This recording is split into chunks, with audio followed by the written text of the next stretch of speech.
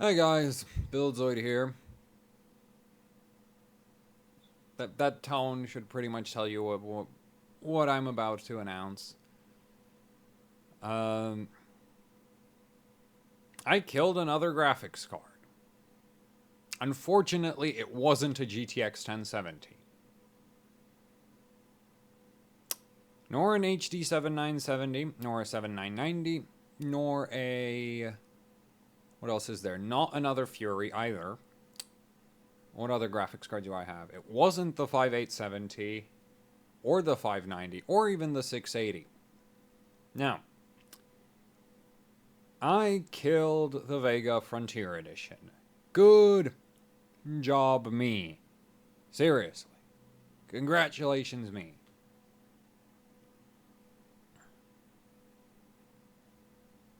I know exactly how I killed it now. And unfortunately, it's not one of those mistakes where it's like, oh yeah, I should have predicted that. I should have not. Like, this is something like with the like, say, when I killed the RX 480 GTR, that was a case of me literally just not checking what the stock voltage for the memory controller is, so naturally I gave it way too damn much. That killed the memory controller. That was a stupid mistake. But, in this case, I did everything correct. But this is one of those things that, like, on a theoretical level, I understand how this can happen. I just never thought that it would happen. Like I don't see it. See, the thing is, the way I volt modded my Vega Frontier Edition is I cut the original voltage sense circuit, so the original feedback line from vCore to the vSense pin of the IR35217. I cut that line because normally that line has a resistance of like 1 ohm. So it's a like you can't volt mod that because skewing it up or down is a nightmare. But so I cut that. That lifted the resistance by 100 ohms. Great, awesome. That's actually not what killed the card. That should be on a theoretical level fine. Unfortunately, I don't have a card to check if that assumption is correct. But then I proceeded to hook up the actual voltage controls over this length of wire here. I'm pretty sure what killed the card is the length of the wire, potentially a combination of the wire length plus the dip switch plus possibly the wire quality itself. This is 3 wires, but they're just incredibly cheap AWG. I don't even know what gauge this stuff is. This is probably 28. After all, I'm not passing high current through it. But here's the thing. With this modification installed, the card would, the mod worked. When I first did the mod, it didn't have any issues. After I added the on-off switch, it started giving me some weird problems, though I don't document this, so it might have been having those problems before. I just didn't notice them. Not sure, actually, so that sucks. But at least I'm now aware that this is a possible failure mode. But in a recent video, I mentioned that I'm having trouble with my Vega Frontier Edition, sometimes not booting, right? Randomly not booting and then booting again. And how it almost gave me a heart attack. Well, I figured out why that is. This had a lot to do with it. See, what was happening with the card looks like this. That is a rough representation of what kind of voltage, what waveform. Well, it's not really a waveform, but that's a graph of the voltage on vCore at startup. Okay, so you press the power button, and this is what happens. The blue line is what's supposed to happen. That is a soft start. that voltage ramp there, it doesn't jump straight to VCore. It slowly ramps up to 900 millivolts, because that's the start boot voltage for a Vega GPU. So that slow ramp to 900 millivolts, that exists to ensure that you, well, not so much to ensure, but it limits the amount of current being pulled in by the VRM to charge the VRM output capacitor bank. So that's called a soft start because it limits that inrush current. And, you know, that's how a Vega 64 without any modification behaves. That's how the Dead Frontier Edition behaves now, because I did manage to fix the issue. A little bit too late for the GPU core, unfortunately. The red line is what I was having on the Vega Frontier Edition. Now, it wasn't always doing that. It wasn't always doing that ridiculous red line. But anytime it wasn't managing to boot, it was producing this right here.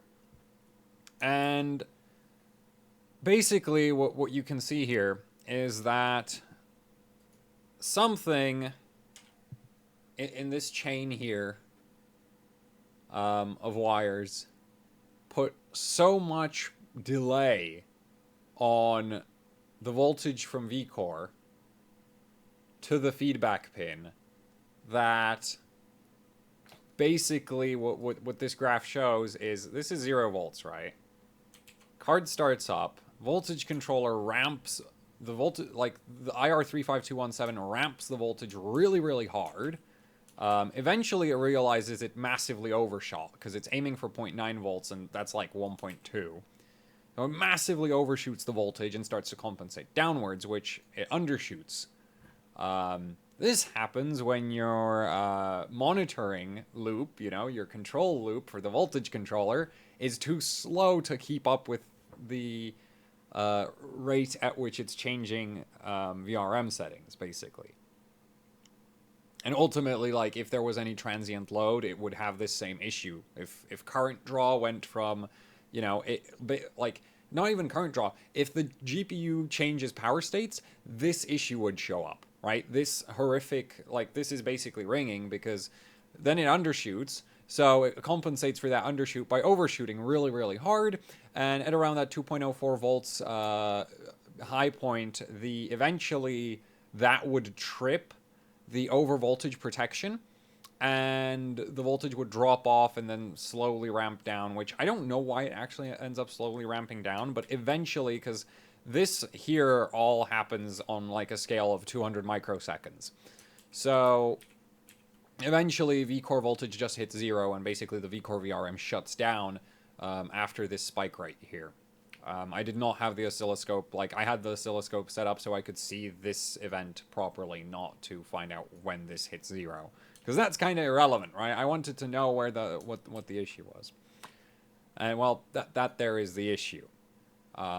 Basically, the wiring, maybe the dip switch, maybe the potentiometer, something in the way I did my volt mod put so much delay into the control loop that basically the card was overshooting like really hard on the voltage, and so it would shut down the VCore VRM sometimes the delay wouldn't be bad enough to cause this massive like 2.04 volt spike, and it would actually manage to boot up. Right, so that's why it was an intermittent issue, because I'm still not entirely sure how the issue, what exactly causes the issue. I think it might be partially due to the wire length. You know, basically, I need to test this to figure out what exactly I did so badly wrong. It could also be the wire quality or something, but, you know, the simplest solution is to just use less wire. Keep the runs as short as possible, so in the future, that's what I'm going to do. A lot less convenient, but at least it prevents this. And also, I'll be checking all of my voltage, like all of my feedback pin mods, because this is only a risk if you're doing your voltage modifications from the feedback pin, instead of Like on NVIDIA cards, because NVIDIA voltage controllers, at least most NVIDIA voltage controllers, are 100% analog. They actually have an external reference voltage circuit. So you can just adjust that, and that's not being, like, pulled. Basically, the problem is your feedback pin is being checked by the voltage controller. You know, so it checks what voltage is on feedback, and depending on what voltage it sees on feedback, it adjusts the duty cycle. And if there's a really big delay between what's happening, between the voltage on feedback pin versus the actual voltage on the VRM, it's going to adjust the duty cycle completely, like, wrong, which is how you get that lovely 2.04 volts overshoot that in this graph here. But yeah, so this is a risk for the feedback pin because that thing is being checked constantly to see what is the VRM actually putting out. If you're doing a ref voltage modification, which is what you would do for most NVIDIA cards, like a UP9511 voltage controller, you know, that thing, you have that reference input voltage. Basically, that's the voltage the controller is aiming for. So that voltage is static. It doesn't change, right? That voltage is constant, and the voltage controller is keeping track of the VRM just fine. But, you know, this was a feedback pin mod. And I didn't realize that, like, you could screw it up this badly. Like, like, this is the first time I've seen something like this happen, right? And feedback pin mods are common. Like, people have been doing them for, like, ages and ages and ages. It's just like you need a hard mod on 99% of voltage controllers. The easiest one is to just do the feedback pin. Well, apparently if you do something, I'm still not sure. I kind of want to blame the wire length, but I don't remember having the whole card not posting issue until I added the dip switch, which is still really weird if you think about it, right? Like, how's a dip switch adding enough freaking delay to cause that? But, yeah, you know, few attempts to boot up the card before, like, because here's the thing. I had no idea what was going on with the card, right? So I didn't know about this issue for, like, ages, because all I knew was, like, sometimes the card boots, sometimes the card doesn't boot, and when it doesn't boot, I don't have VCore. VCore is missing. VHBM is present. All the other voltages on the all the other voltages on the card are present. VCore is missing for some ungodly reason. So I'm like, okay, maybe I'm tripping over current protection. So the logical conclusion is I screwed up the current sense circuit. So I spend several hours just, like, triple checking all of the resistances for everything, like, you know, just checking resistance for for every single one of the current sense circuits, for a bunch of other circuitry around the voltage controller. I checked if it had all of the voltages it required. There was 2 voltages missing, but unfortunately I don't have a data sheet for the IR35217. So I don't actually know what those 2 voltages missing was indicating, right? I basically knew, okay, those 2 are missing, so I tripped some kind of protection, but I don't know what. No data sheet. And then eventually I was like, okay, you know what? I am seeing, like, because I was checking the VCore voltage at startup with a multimeter, and I did notice that the voltage would sort of jump up a couple millivolts, and I'm like, well, this is a multimeter. These things are terrible. Like, they're super slow. So I figured, well, I wonder what that couple millivolts jump looks like on a oscilloscope. Well, it looked like this lovely, horrific red spikes of doom. Except they were yellow on the oscilloscope and slightly less spiky. A little bit more curvy, but still peaking really high. And, yeah, well, after I saw this, I was like, oh my god, the feedback circuit is just screwed, completely screwed. So I went and rewired VCore straight to the feedback pin, which is how it's normally wired on an IR35217, except there's like a 1 ohm resistance from somewhere. I can't actually find that 1 ohm resistance because it's not a resistor, right? So I've just kind of taken to assuming that it must be the trace that they're using, but it's really weird. That's like something I've never figured out about the IR series voltage controllers, because IR voltage controllers have really low feedback pin resistance. There's a reason for that. They have an internal 20k ohm resistor on the other side of feedback to ground. Whereas, so if you had like a 10k ohm resistant, if you had 10k ohms from feedback to V core on an IR35217, then you'd actually have a 2-to-1 divider across the pin. So it wouldn't actually be reading V core, it'd be reading a fraction of V core, which is why you need that super low resistance, so you actually get it as close to V core as possible. So, you know, but that low resistance is a pain when you're volt modding, because, like, good luck, you know, what, you're going to be modding with a 1 ohm potentiometer? No way. Yeah. Cut the line, cut the line when I was doing the mod, rewired it, and as soon as I rewired it, I got scope shots that looked, well, it did the gray line. It did the gray line perfectly, except at that point it was far too late for the GPU core, because even though this spike right here lasted, you know, a couple microseconds, as this entire voltage ramp, like the gray voltage ramp here, that thing lasts like 220 microseconds. It's a really short time period. And yeah, so a couple of microseconds at 2.04 volts still kills your GPU. It doesn't matter that it's, you know, less than a blink of an eye. I'm lucky that the GPU survived so long, actually, because it was booting intermittently. I had it boot at least 3 times today. Which I guess what happened in those cases, it didn't overshoot quite as hard, because for whatever reason, whatever issue I had with the feedback with the mod is also kind of intermittent. So sometimes it would boot, sometimes it wouldn't. Actually, it didn't boot most of the time. So most of the time it was getting slammed with like well over 2 volts. So yeah, good job me. And that basically just cooked the GPU core. Because now that, you know, I fixed it and it ramps up properly, the card hangs at B2 on the Apex, which that's that's the postcode for GPU initialization. And well, you can't initialize a GPU that has its entire core cooked off, can you? Good job me. Good freaking job me.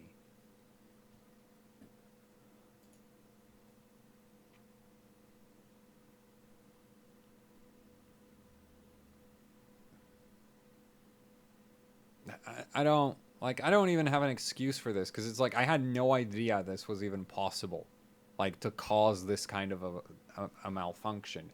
Now that I'm aware of it and I have the oscilloscope, it's just like, you know, go super paranoia on this. Anytime I'm doing a feedback pin mod, I'm going to do the first boot with a scope hooked up to see if, you know, it does the soft start properly. Because if it can't even soft start properly, then, like, transient load regulation is going to be through the, like, non-existent. Basically, it's just going to overshoot and undershoot like crazy. But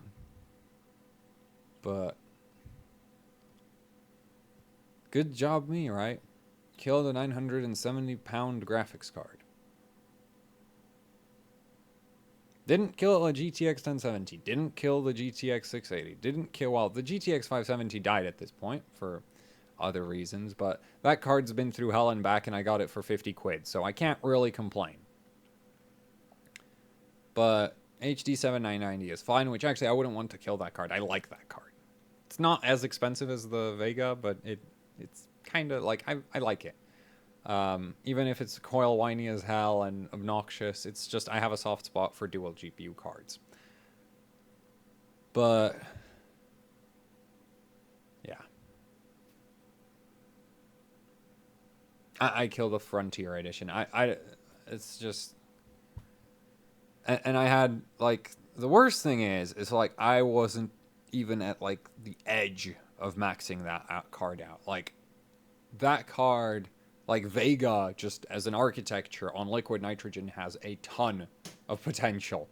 Okay, I mean, I was benching 1950 megahertz pretty much on guesswork, right? There wasn't any proper testing. Within 3 liters of LN2, I was running 1950 megahertz core, and I happily ran an 1850 megahertz 3D Mark Firestrike. With the transient load regulation from hell, thanks to my botched volt mod. So evidently, if I had done it properly, the card would have done even, like, it could have done even better.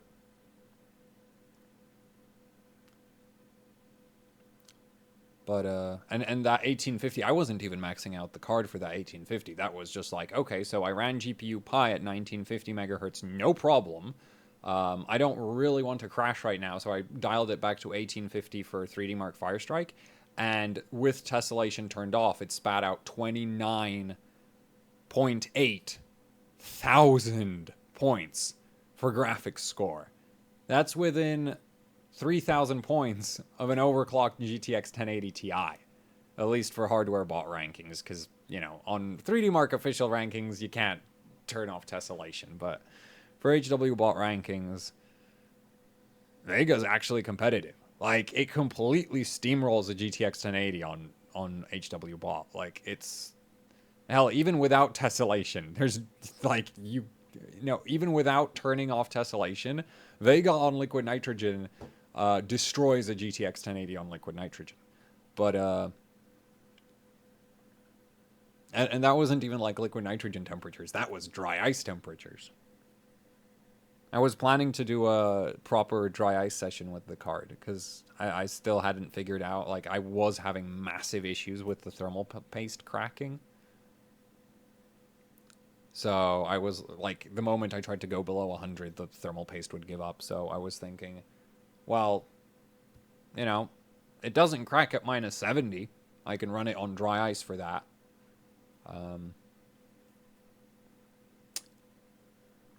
But yeah, can't do that now because the card doesn't boot.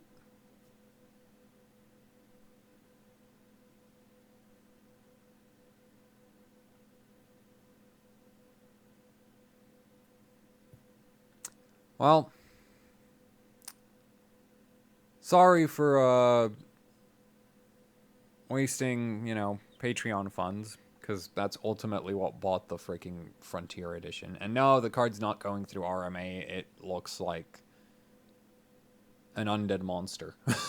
Seriously. Like, the Volt mod is the least of what I did to that card, so yeah. It's just, yeah, there's no way I'm getting that RMA'd. There's, the other issue is there's just, like, modifications on there which I don't even have the equipment to pull back off. I can put them on there, I can't pull them back off. But, yeah. You know, it's not even like a stupid mistake, because I wasn't even aware this was possible to do. Right? Like, I've never heard of this being a thing, like this being an actual issue for GPUs in the past.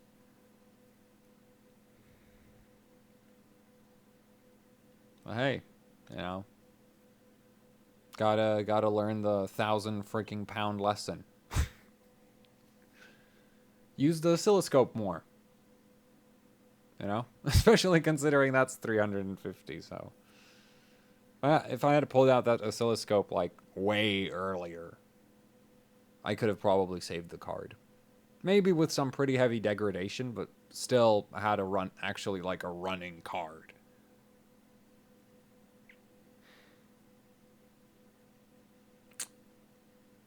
Well, sorry for wasting all of your time. That's it for this one. Don't expect any videos tomorrow or after tomorrow, or live streams for that matter. I feel like such a, like, I don't even feel like an idiot. It's like, just why? Why did it have to be the Vega card, right? Why couldn't have it been any other GPU I have? Though admittedly, it's like I've kind of went all out on the freaking Vega. Like that, I was really going to town on that card. So, but still, I can't. Like, yeah. Well, that's it. And goodbye.